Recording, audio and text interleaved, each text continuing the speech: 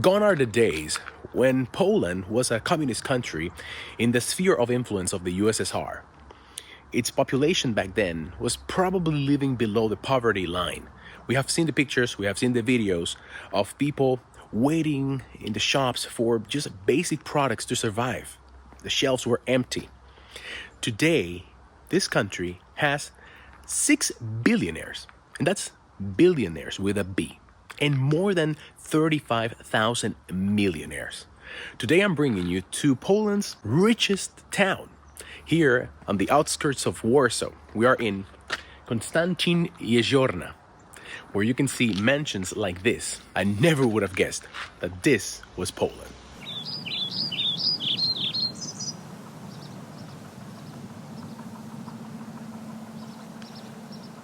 The city of Konstancin-jeziorna was born or created in the year 1969 by combining two neighboring towns, the Skalimów Konstancin and the industrial town of Jeziorna.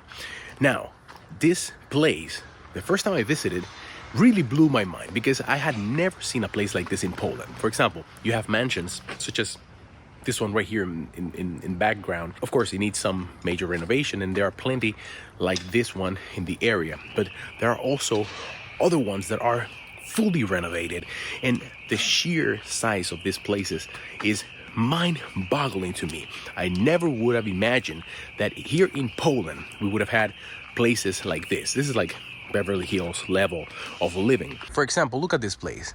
This looks incredible. I believe it's an art gallery, and there are many places like this here. Some of them are businesses, some of them are health spas, but there are also a lot of residential mansions. Now, to be honest, I'm not a person that gets particularly impressed by, just wealth or anything like that, but it's the context of what we're talking about. Like, this is Poland. Yes, Poland is not a poor country anymore. Yet, a lot of people still have this idea that Poland is living in this, post-communistic reality where, people are still eating sausages and cabbage and pierogi and just drinking a lot of alcohol. But the wealth of some of the individuals here, man, this story has really changed a lot. Look at this modern architecture. And right there in the back, it looks kind of like England or something. For example, right here we have this place, Amar. I don't know. I think it's a kind of like a business or something. You have some nice artwork right there. I can enjoy that as a fan of sculptures. And from the first time that I visited this place, I knew I wanted to record something here, and I wanted to show you guys. If you're from Poland, I don't know, maybe you've been here. If you're from Warsaw or something, maybe you know about this place, but I know that there are so many people that don't. Look at this place. This is incredible, right? Like, this looks like a palace or a villa in, I don't know, the south of France or something. And it doesn't feel different because the houses are big or anything like that. No, it's the space. You can see that the town, the city respects the environment. And that's another observation that I had. Many of the big places that are like a little bit in need of reparation, you don't see a single, apartment complex being built in this area. There must be some sort of regulation that prevents those big contractors to come in here and buy a property with a lot of land and one of those old mansions and just tear it down and build, let's say, twin houses or something. It's a great initiative of the city not to allow them to build anything here that are not, proper houses. To give you a great example, they're building something here, but it's a house. It's like a full-on house. It's not a, like a duplex where two families will share the space. This is like one house, probably for one family. And it keeps the same vibe that surrounds all the other houses that are here. Like, for example, look at the ceilings on this place. This looks like a palace. This is fantastic architecture. It's done in very good taste, whether you like this style of architecture or not, but still very well done. Something else that I've noticed that I actually really like is that although there isn't like one design rule, like there are some places, especially more modern places, where it's kind of like a rule that whatever you build here needs to have certain requirements or characteristics when it comes to the design. I don't see that here. I see different type of designs. For example, the place I just showed you guys that looks like a palace and everything. This one looks a little bit more modern, but it all kind of fits. It feels as if the residents themselves understand that, you know, we cannot have one place looking like a Spanish villa, the other one looking like a, I don't know, Gothic, I don't know, fortress, and then of course a modern house like as if it was built by Santiago Calatrava, right? I really like that. In Pretoria, where I work, you know, there are a lot of big houses where a lot of rich people live too. It just looks like a bunch of rich people decided to live in one area, and everyone does kind of like whatever they want, and they don't really care if their house looks completely different to the other one next to it. And I don't know, it kind of like cheapens the whole neighborhood. Look at this entrance to this house. You take your car in there, you have the woods there in the back.